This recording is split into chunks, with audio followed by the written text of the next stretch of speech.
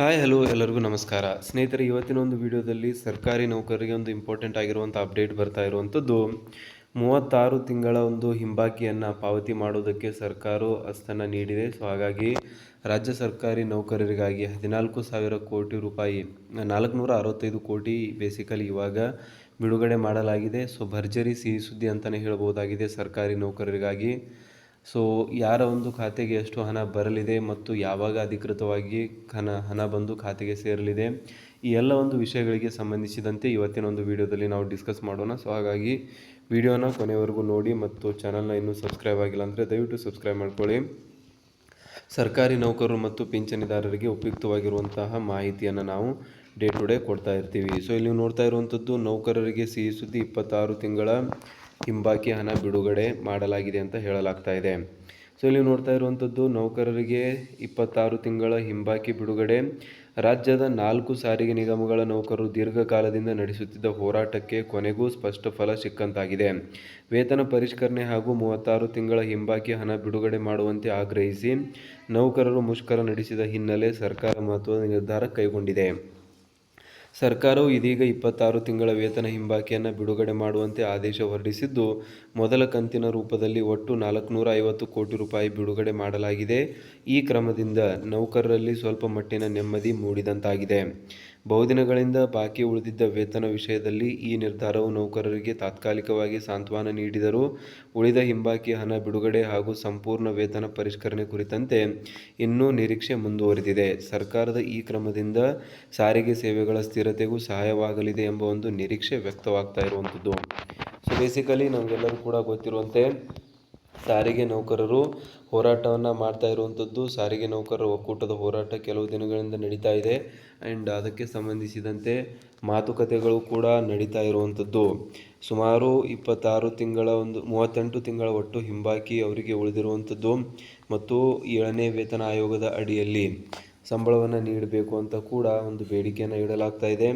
So ಸರ್ಕಾರಿ ನೌಕರರನ್ನು basically ಇಲ್ಲಿ ಸಾರಿಗೆ ನೌಕರರು ನಾವು ಕೋಟ್ ಮಾಡ್ತಾ ಇರುವಂಥದ್ದು, ಅವರಿಗೆ 25% ವೇತನ ಹೆಚ್ಚಳವನ್ನು ಬೇಕು ಅಂತ ಬೇಡಿಕೆ ಇಡಲಾಗ್ತಾ ಇದೆ. ಬಟ್ 25% ವೇತನ ಬೇಡಿಕೆಯಲ್ಲಿ ಏನು ಸರ್ಕಾರ ಅದನ್ನು ಒಪ್ಕೊಳ್ತಾ ಇಲ್ಲ. ಸೊ ಬೇಸಿಕಲಿ ಅವ್ರು ನೀಡ್ತಾ ಇರುವಂಥದ್ದು ಬರೀ 7% ವೇತನ ಹೆಚ್ಚಳ ಮಾತ್ರ. ಸೊ ಆ ಒಂದು 7% ವೇತನ ಹೆಚ್ಚಳಕ್ಕೆ ಸರ್ಕಾರಿ ನೌಕರರು ಇಲ್ಲಿ ಒಪ್ತಾ ಇಲ್ಲ. ಅದಕ್ಕೆ ಸಂಬಂಧಿಸಿದಂತೆ ನೋಡ್ತಾ ಇದ್ದೀರಾ, ಸರ್ಕಾರಿ ನೌಕರರ ವೇತನ ಹೆಚ್ಚಳ ಹಿಂಬಾಕಿ 450 ಕೋಟಿ ಬಿಡುಗಡೆ. ರಾಜ್ಯ ರಸ್ತೆ ಸಾರಿಗೆ ನಿಗಮಗಳ ನೌಕರರಿಗೆ ವೇತನ ಹೆಚ್ಚಳ ಹಿಂಬಾಕಿ ಮೊತ್ತ 1271 ಕೋಟಿ. ನೋಡಿ, 1271 ಕೋಟಿ ನೀಡಬೇಕಾಗಿತ್ತು, ಅದರಲ್ಲಿ ಬರೀ 450 ಕೋಟಿ ರೂಪಾಯಿಗಳು ಮಾತ್ರ ಸರ್ಕಾರ ನೀಡಲು ಇಲ್ಲಿ ರಾಜಿಯಾಗಿದೆ. ರಾಜ್ಯ ರಸ್ತೆ ಸಾರಿಗೆ ನಿಗಮಗಳ ನೌಕರರಿಗೆ 2021 ಜನವರಿ 1ರಿಂದ 2023 ಫೆಬ್ರವರಿ 28ರವರೆಗೆ ವೇತನ ಹೆಚ್ಚಳ ಹಿಂಬಾಕಿ ಪಾವತಿಗೆ ರಾಜ್ಯ ಸರ್ಕಾರ 1271 ಕೋಟಿ ಅನುದಾನ ನೀಡಲು ಸರ್ಕಾರ ಈ ಹಿಂದೆ ಘೋಷಿಸಿತ್ತು. ಇದೀಗ ಮೊದಲ ಕಂತಾಗಿ 4 ನಿಗಮಗಳಿಗೆ ಒಟ್ಟು 450 ಕೋಟಿ ಬಿಡುಗಡೆ ಮಾಡಿದೆ.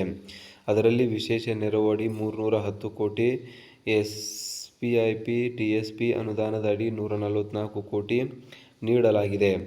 ಸೊ ಬೇಸಿಕಲಿ ಇಲ್ಲಿ 1270 ಕೋಟಿ ನೀಡಬೇಕಾಗಿತ್ತು, ಅದಕ್ಕೆ 450 ಕೋಟಿ ಮಾತ್ರ ಇವಾಗ ನೀಡಿದ್ದಾರೆ. ಸೊ ಹಾಗಾಗಿ ಸಾರಿಗೆ ನೌಕರರು ತಮ್ಮ ಒಂದು ಏನು ಮೇ 20ರಿಂದ ಮತ್ತೆ ಸಾರಿಗೆ ನೌಕರರ ಮುಷ್ಕರ ಮಾಡಲಾಗುವುದು ಅಂತ ಕೂಡ ಹೇಳ್ತಾ ಇದ್ದಾರೆ. ರಾಮಲಿಂಗಾರೆಡ್ಡಿ ಅವರು ಇಲ್ಲಿ ವೇತನ ಹೆಚ್ಚಳದ ಬಗ್ಗೆ ಮುಂದುವರೆದ ಗೊಂದಲ, ಸಚಿವರ ಜೊತೆಗಿನ ಸಭೆಯು ವಿಫಲ ಅಂತ ಕೂಡ ಹೇಳಲಾಗ್ತಾ ಇದೆ. ಸೊ ಒಟ್ಟಾರೆಯಾಗಿ ನೋಡೋದಾದರೆ ಒಂದು ಕಡೆ ಗುಡ್ ನ್ಯೂಸ್ ಅಂದರೆ ಅಟ್ಲೀಸ್ಟ್ 450 ಕೋಟಿ ಕೊಟ್ಟಿದ್ದಾರೆ ಅನ್ನೋದಾದರೆ, ಇನ್ನೊಂದು ಕಡೆ ಬರಬೇಕಾಗಿರುವಂಥ 1250 ಕೋಟಿ ಬಂದಿಲ್ಲ ಅನ್ನೋದು ಕೂಡ ಇಲ್ಲಿ ಬ್ಯಾಡ್ ನ್ಯೂಸ್ ಆಗಿ ಒಂದು ನೌಕರರಿಗೆ ಪರಿಣಮಿಸ್ತಾ ಇರುವಂಥದ್ದು. ಸೊ ನಿಮಗೇನು ಅನಿಸುತ್ತೆ, ಈ ರೀತಿ ಸರ್ಕಾರ ಎಲ್ಲರಿಗೆ ಒಂದು ವೇತನ ಹೆಚ್ಚಳ ಮಾಡಿದರೆ ಸಾರಿಗೆ ನೌಕರರಿಗೆ ಮಾತ್ರ ಇಷ್ಟು ತಾರತಮ್ಯವನ್ನು ಮಾಡ್ತಾ ಇರುವಂಥದ್ದು ಎಷ್ಟರ ಮಟ್ಟಿಗೆ ಸರಿ, ಮತ್ತು ಸಾರಿಗೆ ನೌಕರರ ಪ್ರಮುಖ ಬೇಡಿಕೆಗಳೇನಿದೆ ಅಂತ ಕಮೆಂಟಲ್ಲಿ ತಿಳಿಸಿ. ಸೊ ದ್ಯಾಟ್ ಎಲ್ಲ ಒಂದು ರಾಜ್ಯದ ಜನರಿಗೂ ಕೂಡ ಸಾರಿಗೆ ನೌಕರರು ಒಂದು ಪಡ್ತಾ ಇರುವಂಥ ಕಷ್ಟದ ಬಗ್ಗೆ ಗೊತ್ತಾಗಲಿ. ಸೊ ಸಿಗೋಣ ಮುಂದಿನ ಒಂದು ವಿಡಿಯೋದಲ್ಲಿ. ದಯವಿಟ್ಟು ಈ ಒಂದು ವಿಡಿಯೋನ ಆದಷ್ಟು ಶೇರ್ ಮಾಡಿ, ಏನಕ್ಕಂದರೆ ಮೀಡಿಯಾ ಕವರೇಜ್ ತುಂಬಾ ಕಮ್ಮಿ ಕೊಡಲಾಗ್ತಾ ಇದೆ. ಸಾರಿಗೆ ನೌಕರರು ಹೋರಾಟ ಮಾಡ್ತಾಯಿದ್ರು ಕೂಡ ಯಾರೂ ಕೂಡ ಇದ್ರ ಬಗ್ಗೆ ಡಿಸ್ಕಸ್ ಮಾಡ್ತಾ ಇಲ್ಲ, ಯಾರೂ ಕೂಡ ಇದ್ರ ಬಗ್ಗೆ ಮಾತನಾಡ್ತಾ ಇಲ್ಲ. ಬಟ್ ಸಾರಿಗೆ ನೌಕರರ ಮುಷ್ಕರದಿಂದ ಆಗುವಂಥ ತೊಂದರೆಗಳು ಅಷ್ಟಿಷ್ಟಲ್ಲ, ಜನಸಾಮಾನ್ಯರಿಗೆ ತುಂಬ ತೊಂದರೆಗಳಾಗುತ್ತೆ. ಮುಂದಿನ ದಿನಗಳಲ್ಲಿ ಇದೇ ರೀತಿಯಾಗಿ ಸರ್ಕಾರ ಒಂದು ನೌಕರರ ಬೇಡಿಕೆಗಳನ್ನು ಕಡೆಗಣಿಸಿದ್ರೆ ಮುಂದಿನ ಒಂದು ಹೋರಾಟದಲ್ಲಿ ರಾಜ್ಯದ ಜನರಿಗೂ ಕೂಡ ಇದರಿಂದ ಬಹುತೇಕ ದೊಡ್ಡ ತೊಂದರೆಗಳು ಆಗಲಿದೆ ಅಂತಲೇ ಹೇಳ್ಬೋದಾಗಿದೆ. ಸಿಗೋಣ ಮುಂದಿನ ಒಂದು ವಿಡಿಯೋದಲ್ಲಿ ಸ್ನೇಹಿತರೆ. ಜೈ ಹಿಂದ್, ಜೈ ಕರ್ನಾಟಕ.